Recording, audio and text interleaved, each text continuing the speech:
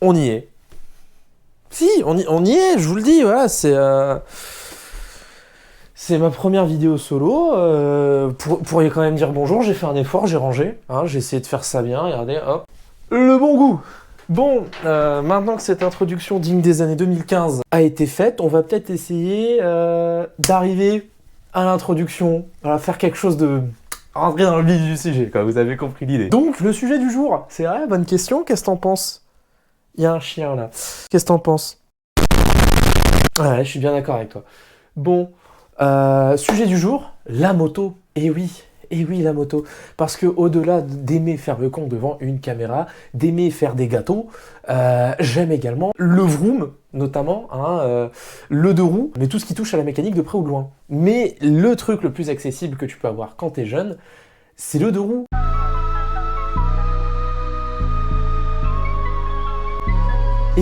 Et oui, parce que on connaît tous, on a tous connu, j'espère ou pas, ça dépend comment vous le ressentez, mais on a tous eu au moins une fois, quand on était au collège, ce kéké qui était encore ou peut-être même plus au collège, qui roulait sur son 50 cm3 débridé, parce qu'il avait eu son BSR, tu vois. Il avait 14-15 ans, il se sentait plus. Et voilà, et le deux roues, en fait, c'est la première expérience de liberté que tu peux avoir finalement à cet âge-là. C'est la première fois que tu vas pouvoir expérimenter la sensation de décider d'où tu vas, de ne plus être dépendant de tes parents, des divers transports en commun, de devoir rentrer à une heure très précise ou devoir constamment checker ton téléphone.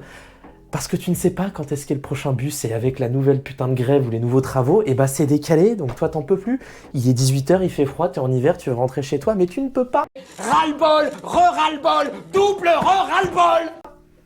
Tu ne peux pas. Et donc voilà, la moto, le scooter, c'est le début des problèmes pour beaucoup. Mais moi je vais pas trop m'attarder sur le BSR parce que c'est pas quelque chose que j'ai pu expérimenter énormément. J'ai eu mon BSR, ainsi qu'on a SSR 1 et 2 pour ceux qui se le demandent, hein, c'est obligatoire, mais on pourrait croire que je ne l'ai pas eu. Mais écoute, coup de bol ce jour-là.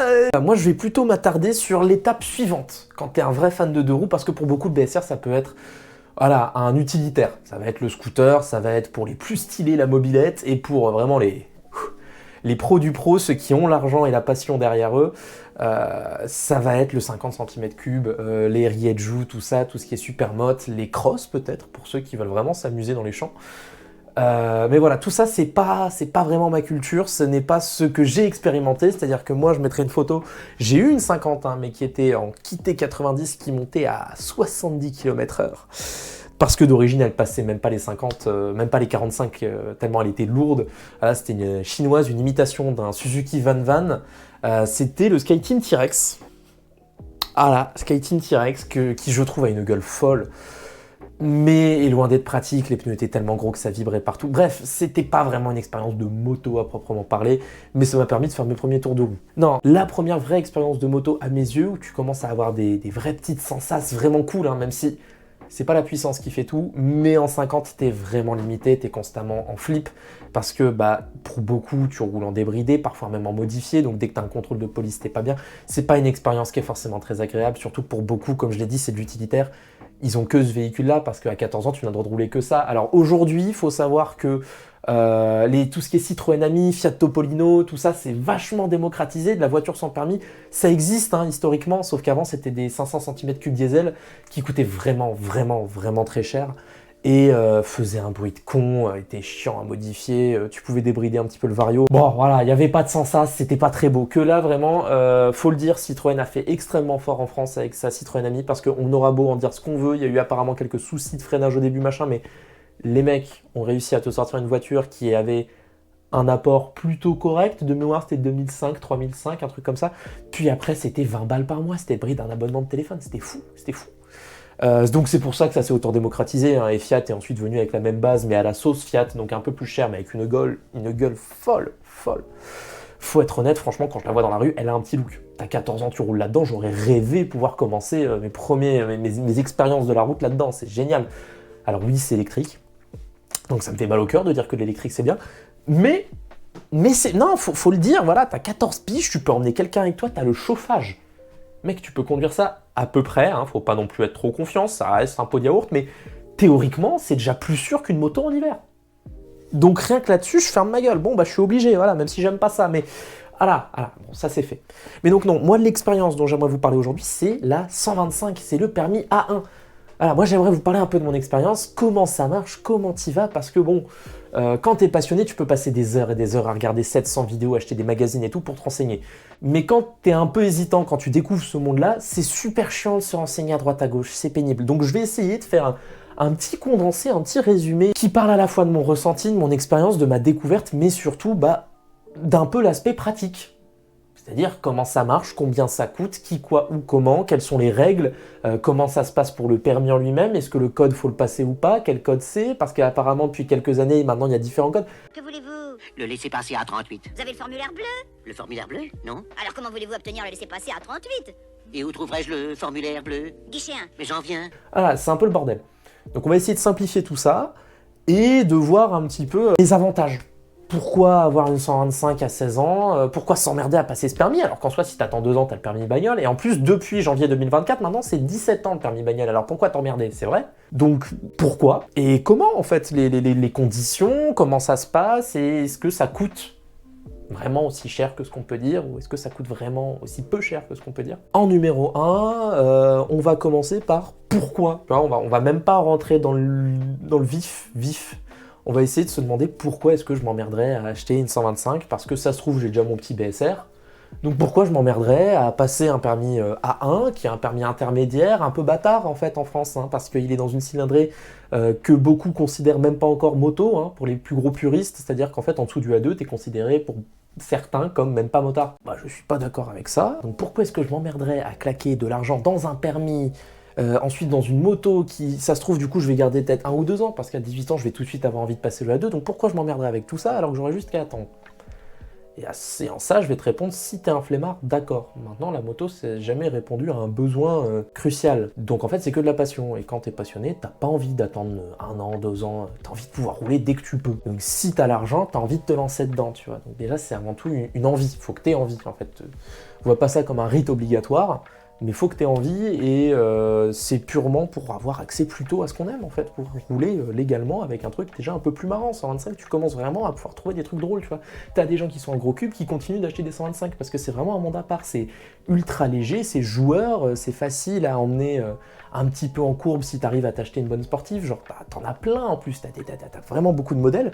Je sais pas, t'as la CBR 125R des années 2010 de chez Honda qui est magnifique, notamment une de 2011 qui a un espèce de orange KTM assez cool, orange et grise.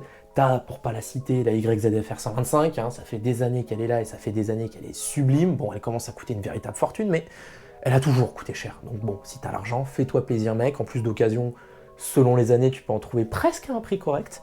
Et c'est une super école. Tu commences avec un truc léger entre les jambes, pas trop puissant non plus, donc tu vas pas te faire trop peur, où les pièces coûtent relativement peu cher comparé à des gros cubes, la mécanique qui reste très simple, tu vas pouvoir l'entretenir facilement. C'est l'entrée de gamme, c'est vraiment la porte d'entrée à tout ce qui va pouvoir te faire plaisir si t'es là pour du sportif, si t'es là pour de la balade, parce que t'as même des custom 125 qui existent. Moi par exemple, je suis un gros passionné de custom, et j'ai commencé, et je suis actuellement sur une D-Star 125, qui est ni plus ni moins qu'une copie d'une Fatboy, à la sauce coréenne, tu vois, mais tu reconnais tout de suite. Regarde, je te mets les 2 photos là dans un coin par ici, tu vois bien qu'il y a une différence flagrante, et bah, c'est beaucoup plus accessible. Une 125 D-Star, tu vas en avoir pour 2000-2500 balles, grand max, et tu vas pouvoir rouler. Alors bien sûr, tu n'auras jamais le son d'une grosse, t'auras jamais l'agrément couple, c'est-à-dire t'auras jamais le coup de poignet qui, waouh, ça part. Mais tu fais tes premières expériences en fait. T'as du flow, t'as une gueule folle. Je veux dire, compare un 125, je sais pas, un Honda Forza 125. Bon, c'est très bien. Je suis pas scooter. Hein. Moi, j'aime bien faire le connard de puriste moto, mais faut admettre, pour le mec qui veut juste aller au taf et éviter les bouchons, très bien. Maintenant, imagine, tu vois, t'es au lycée. On admet t'es au lycée, tu vois. T'arrives en Forza 125 et à côté t'as un mec qui débarque avec une Shadow 125 ou une YZF-R ou même une CB 125R, mais les dernières, là, celle des années 2020, t'arrives avec tout ce bordel, ah putain t'as une gueule, t'as une gueule folle, et surtout t'as une passion. Un Forza c'est pratique, tout ce genre de bécane, t'as un truc fun, t'apprends à gérer la boîte, à passer les vitesses, tu peux rouler peinard ou décider de rouler comme un souillon, tu t'en fous. Pourquoi? Parce que c'est des bécanes qui vont à pas plus de 130 grand max pour les plus vénères. Ça se bataille entre 110 et allez, peut-être, je crois qu'elle est annoncée pour 137, la YZF-R, donc Tu vois, c'est pas non plus des vitesses qui sont folles et vraiment extrêmement dangereuses. Évidemment, t'as vraiment moyen de te planter, hein, mais bon, bah là, si tu te plantes, ce sera entièrement ta faute, parce que la moto, tu pourras pas dire qu'elle était trop nerveuse, t'as pas su la tenir. Hein. Donc une 125, vraiment, mets poignées dans l'angle, il se passera rien, sauf si vraiment t'es con ou que tu fais n'importe quoi, mais voilà, tu peux apprendre, t'amuser sans te faire peur. T'as un aspect bien plus pratique aussi à la 125. Comme j'ai dit, c'est économique, ça se gare partout.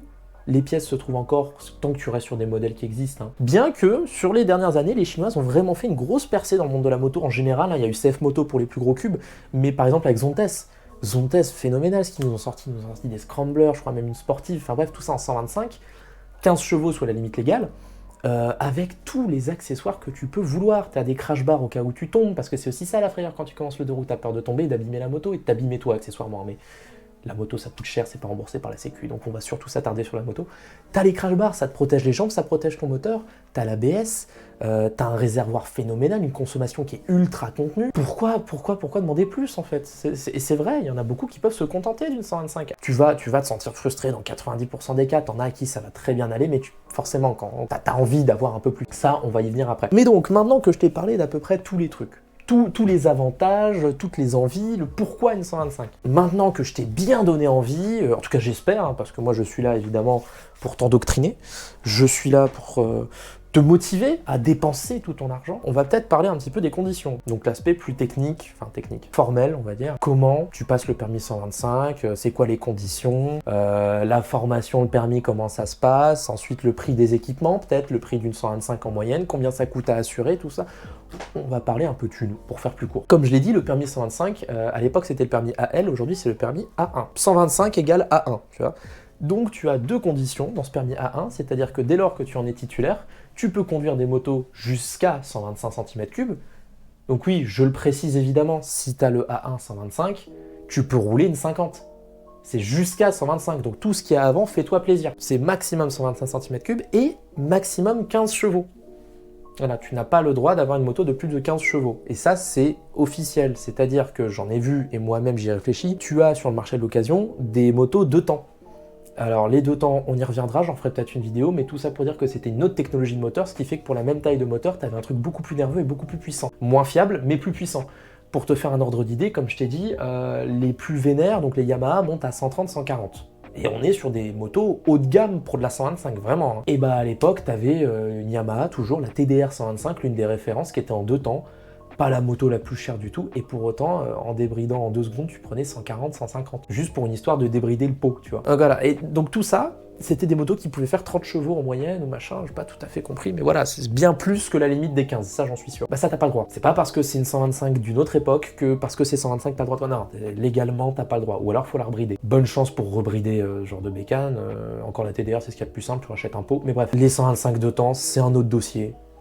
Tout ça pour dire, si tu veux être droit dans tes bottes et ultra légal, t'as pas le droit. 15 chevaux max, quoi qu'il arrive, peu importe l'âge de la bécane, ils en ont rien à foutre. Titulaire permis A1, comment tu le passes? Comment ça se passe? Qu'est-ce que c'est? Parce que j'ai regardé sur YouTube, t'as énormément de vidéos pour apprendre le A2, mais aucun sur le A1. Pourquoi? Bah tout simplement parce que c'est le même. C'est exactement le même permis. Dans le théorique et la pratique, ça va être la même chose. C'est-à-dire que j'ai passé mon A1, j'ai dû passer donc le code moto. Et oui, depuis quelques années, je mettrai la date précise si j'arrive à la retrouver.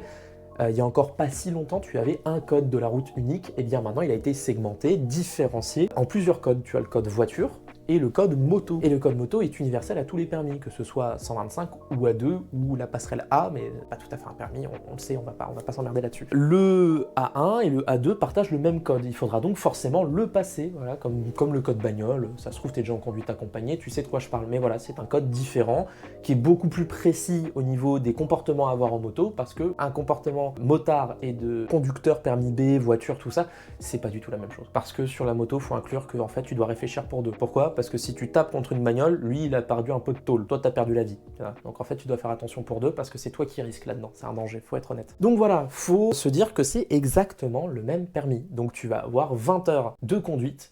Je mettrai ici les heures plateau, les heures circuit, hein, mais bon ça c'est un peu modulable. en fonction de toi, en fait. Ça va être si tu tombes sur une auto-école pas trop conne qui va te dire, bah voilà, toi par exemple, je vois que sur les circuits t'es bien, par exemple, t'as déjà eu ton BSR, tu sais comment ça fonctionne sur la route. Donc il va pas s'emmerder à te faire 500 heures de circuit. Tu sais déjà comment ça marche un minimum. Il va quand même te le faire, tu t'habitues avec un truc un peu plus puissant, un peu différent en comportement, mais il va pas s'attarder là-dessus pendant toute la formation. Donc le plus important, le plus chiant souvent à passer, c'est le plateau. Donc voilà, tu as ton code, tu as tes 20 heures, et une fois que tu as fait tout ça, tu peux passer l'examen. Et dès lors que tu as ton examen, tu as ton permis A1. Voilà, ça c'est pour le plus basique. On continue d'avancer, tu sais donc maintenant que tu viens de l'avoir, tu as passé tes 20 heures, tu as eu ton code, tu as eu ton examen, bravo à toi, tu as ton permis de conduire A1. Parce que maintenant que tu as payé en moyenne, je crois que c'est 800 € pour le A1, voilà, au total sur la formation, tu es à 800 balles environ. Déjà, tu as claqué ça. Mais maintenant, c'est là que ça commence à se corser. Pourquoi? Parce que va falloir acheter la moto. Ça encore, ça va. Justement, c'est un autre avantage de la 125, c'est que coûte pas si cher. Ça ne coûte pas si cher du tout comparé à des gros cubes qui peuvent valoir une fortune. Si t'es vraiment dans la dèche pour 1000 balles, t'as une bécane. Ce sera pas la plus belle, ce sera pas la plus récente, ce sera pas celle avec le plus d'équipement, tout ce que tu veux, mais 1000 balles, t'as une bécane. Ça, je peux en être sûr. Même en dessous, si t'arrives à être bon. Moi, par exemple, je suis en train de vendre une Yozum Carillon 125. Je fais ma petite pub en même temps, hein, n'hésitez pas, même si ça sera peut-être déjà vendu d'ici la sortie de la vidéo, mais une Yozum Carillon 125, voilà, c'est de la moto utilitaire par excellence avec un gros top case. C'est pas non plus ce qu'il y a de plus beau, même si moi, elle me fait marrer. Une copie de la TW, toujours la coréenne, bosse de moteur Honda, donc increvable. Voilà, ça va à 100 km/h, peut-être 105 GPS, donc c'est clairement pas un foudre de guerre, mais à 90 autoroute, elle le fait. Légalement, t'as le droit. Et pour aller au taf, t'as pas besoin de plus, ça consomme rien. Le plein, il me coûte même pas 20 balles. Bon bah voilà, la vie elle est belle, tu vois, à assurer, pareil, on va y venir, ça coûte rien. Alors ça coûte si jamais tu mets à ton nom. À mon avis, ceux qui regardent ça, qui sont très intéressés, ont justement tout pile 16 ans. Tu vas payer cher si c'est à ton nom, mais tu peux faire l'éternelle fraude, qui n'en est pas une, mais tu la mets au nom de ton père ou de ta mère et t'es désigné en premier conducteur. Et là du coup, tu seras quand même assuré tout comme il faut, mais tu paieras nettement moins cher. Mais considère que tant que tu fais cette technique, ton malus ne va pas diminuer. Tu vois ce que je veux dire? En fait, ton assurance va toujours être aussi chère. Même après 4 ans de permis, si tu la commences au bout de 4 ans, tu la mets à ton nom, bah ce sera comme si t'avais jamais eu rien avant. Enfin bref, tu vas pas avoir de réduction quoi. À un moment donné, il faudra bien que ce soit ton nom et que tu racles. Tu pourras pas y réchapper. Bon, bah donc voilà, on considère que tu as claqué 1000 € dans une moto qui roule à peu près.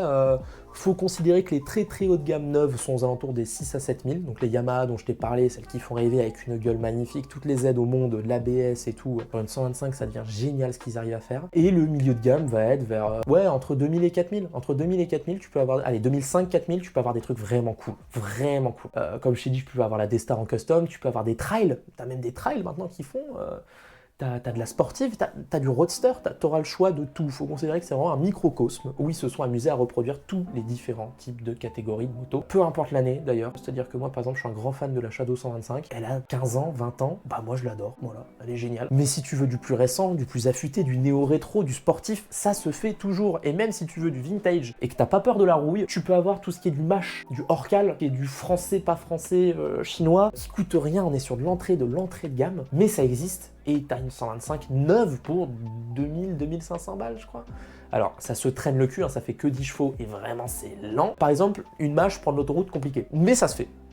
Si t'as pas peur, ça se fait. Mais considère que même les camions vont te doubler, hein, donc fais gaffe à toi. Il y a certaines 125 qui sont pas faites pour l'autoroute. La plupart ne sont pas faites pour l'autoroute, il y en a que certaines en fait. On va dire à partir de 12-13 chevaux, ça peut le faire. Franchement, ça peut le faire. Tu seras jamais le plus rapide, mais ça se fait. Et la plupart des sportifs 125 sont capables de le faire, ça va, ça passe encore. L'assurance, on peut compter en moyenne, selon comment tu arrives à gruger avec tes parents, tu t'arranges, on va être à 30, peut-être 50 par mois, ça dépend de ce que tu prends aussi, tu vois, entre une vieille moto qui t'a coûté 1500 balles qui a des années, et la toute dernière Yamaha où t'as claqué 6000 balles, bon bah évidemment ça va pas te coûter pareil. Et au pire, bah lève ton cul et va demander à tes parents, ils t'expliqueront mieux je pense. Et ça, attention, ce n'est pas quelque chose que tu payes une fois, comme je l'ai dit, hein, c'est une mensualité, donc c'est tu le charges. Considérez que c'est aussi ça, ce sont des frais récurrents. C'est comme l'essence en fait, c'est un truc que tu vas devoir payer tout le temps, tout au long de la durée de vie de la moto. Surtout qu'en France, même quand tu ne roules pas, tu es obligé d'avoir ton véhicule assuré. On va rester sur l'achat que tu fais le jour même, tu vois. Donc tu viens d'avoir ton permis, t'as claqué tes 800 balles, t'as claqué allez 1500-2000 pour ta moto, et bah il te reste l'équipement. Et alors là, l'équipement ça peut aller du tout au rien. Ça peut aller de l'ultra entrée de gamme, le compact à pas cher, comme si tu veux rouler confort et ultra luxe, tu peux aller très loin. Tu peux faire comme moi et t'acheter une GoPro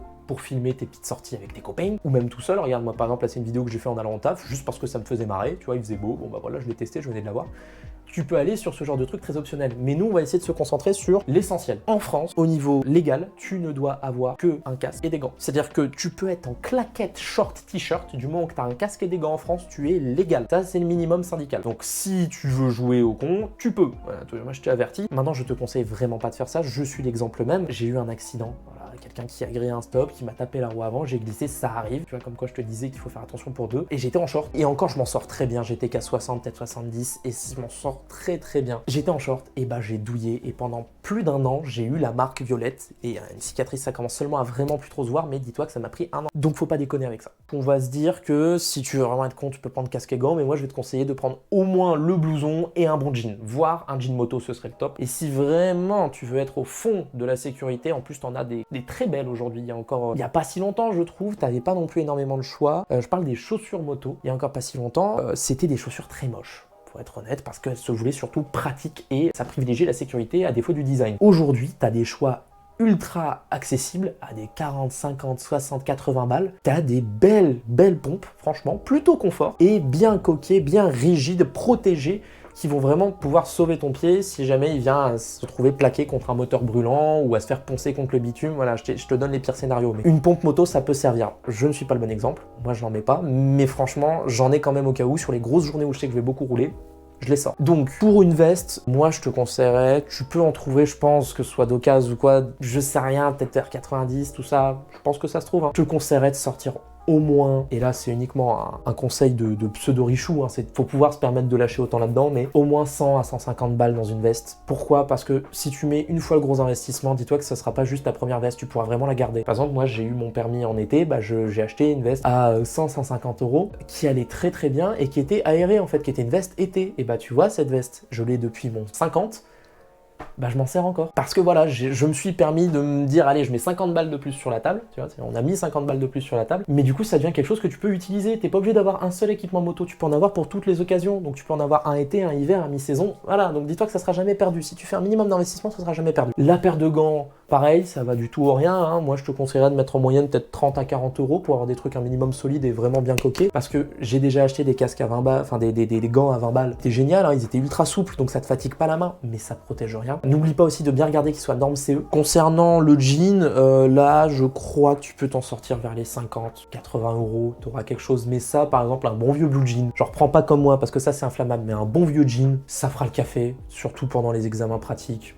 Voilà. Parce que oui, c'est un truc à préciser, évidemment, faut avoir tout ça pendant ton permis. Parce que la moto, tu peux l'acheter après, mais ton équipement, ton casque, tes gants et ta blouse, bah il faut l'avoir pendant que tu passes ton permis, pendant que tu es sur le plateau et la circuit. Hein, ils te laisseront pas monter sans casque. Alors, la plupart des auto-écoles seront peut-être suffisamment gracieuses pour t'en prêter un le temps d'eux, mais Oh Seigneur, le grand prince. Oh, la classe. La révérence. Oh, c'est un saint homme.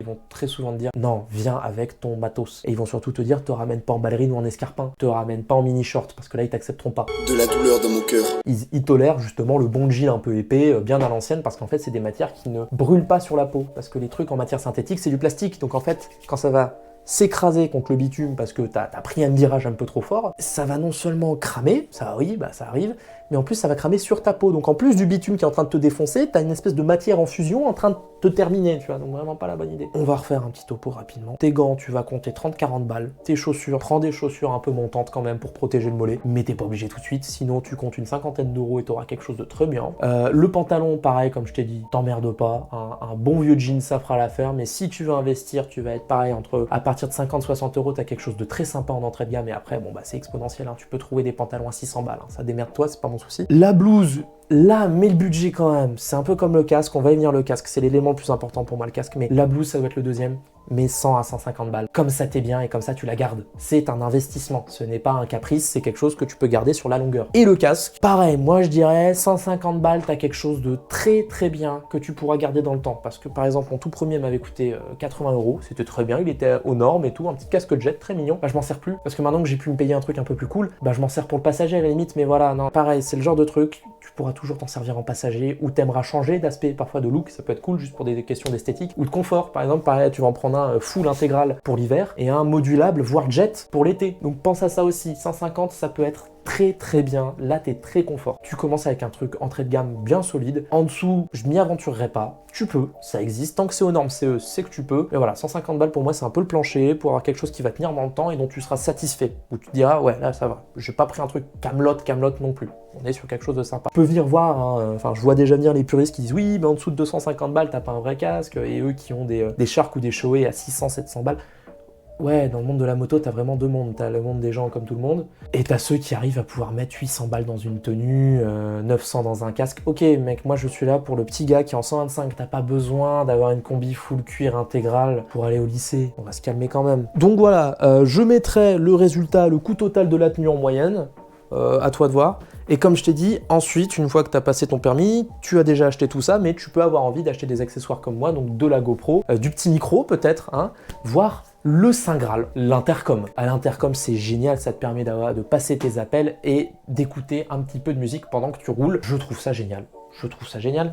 Beaucoup diront que, et c'est vrai, peut-être au début, les 2 premières semaines, évite de le prendre, essaye d'être bien sur la route, voilà. Hein, moi, je suis aussi là pour faire la sécurité routière, évidemment. Mais voilà, non, je peux pas. Moi, je l'utilise tout le temps. Je sais plus vieillissant. Je ne fais pas une balade sans avoir mon petit intercom avec ma musique en fond. C'est ultra agréable et ça te change tout. Une balade d'1 heure, tu la vois plus passer. Les premiers temps, ça va être génial. Les 1 heure, tu vas pas les sentir passer sans ta musique. Hein. Mais au bout d'un moment donné, ça va devenir un peu lassant, surtout quand tu es sur de l'autoroute ou des routes que tu connais déjà. Quand tu découvres, c'est génial. Mais quand tu les fais tous les jours pour aller au taf, une petite musique, ça fait pas de mal. Parfois même, moi, ça me tient éveillé le soir, donc ça peut être sympa. On va être autour des... Ça, faudrait que je regarde parce que je sais que Moto Blues en font des entrées de gamme plutôt bons. Moi, je suis sur un Freecom 4X très sympa. Il n'y a même plus vraiment besoin de... Freecom Cardo, il n'y a vraiment plus besoin de refaire la réputation. Hein. Cardo, ça reste excellent, c'est parmi les meilleurs. En tout cas, c'est parmi les marques les plus répandues et faisant le plus haut de gamme possible. 4X, on est déjà bien, hein. On est à 200 € à peu près.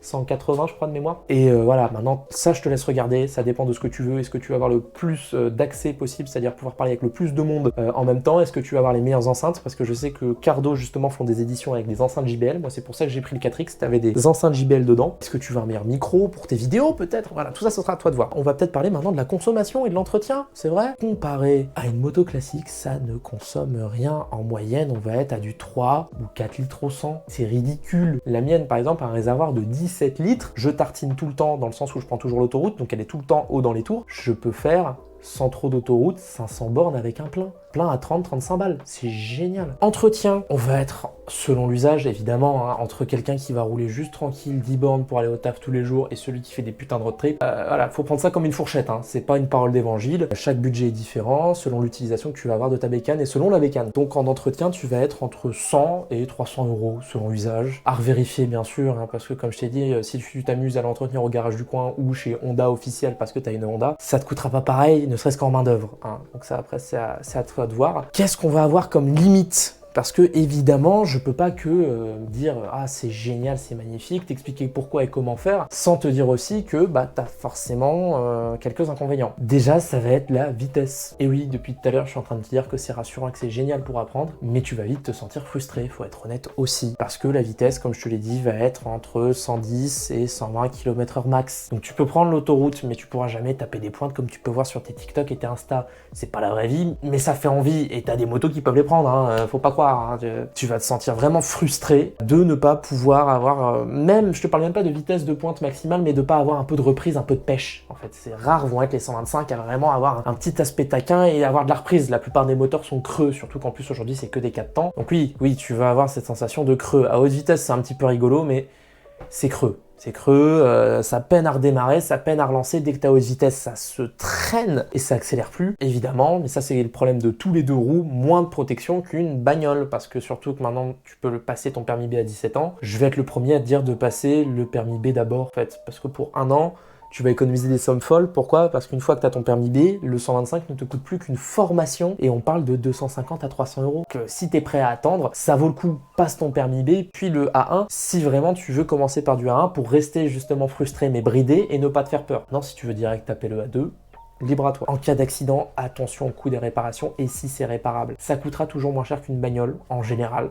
Mais si tu prends des modèles un peu haut de gamme ou un peu anciens ou un peu de niche, c'est-à-dire des modèles chinois ou des modèles qui ne se font plus trop, qui commencent à se faire vieux, tu vas galérer à retrouver les pièces, galérer à trouver quelqu'un qui veut bien te la prendre en garage. Et là, ça va te coûter bonbon parce que les pièces coûtent une fortune et on va te faire raquer niveau main d'œuvre si on accepte de prendre ton espèce de produit exotique d'un autre monde, tu vois. Donc entre réparer, je sais pas, une Honda CM 125 où t'en as des milliards sur le bon coin qui sont pour pièces et tu me dis j'ai envie de réparer une Mach qui date de 2013, fais gaffe, ça va être compliqué, ça se fait, hein, mais c'est compliqué. Et surtout si tu commences à sortir vraiment des millésimes spécifiques, genre je sais que par exemple les 125 YZF-R des années 2010, c'est pas rare, mais ça commence à être compliqué de trouver les pièces, tu vois, quand tu compares. Maintenant, tout est possible, hein, dès lors que tu as le budget, mais sache que si tu es à l'économie, prends pas, essaye de garder en tête qu'il faut un truc généraliste. Il faut un truc qui s'est beaucoup vendu. Comme ça, au moins, tu es sûr de trouver les pièces et du monde qui voudra bien te la réparer. On pourrait peut-être conclure sur un petit témoignage rapide de mon ressenti. Franchement, quand j'ai eu mon 125,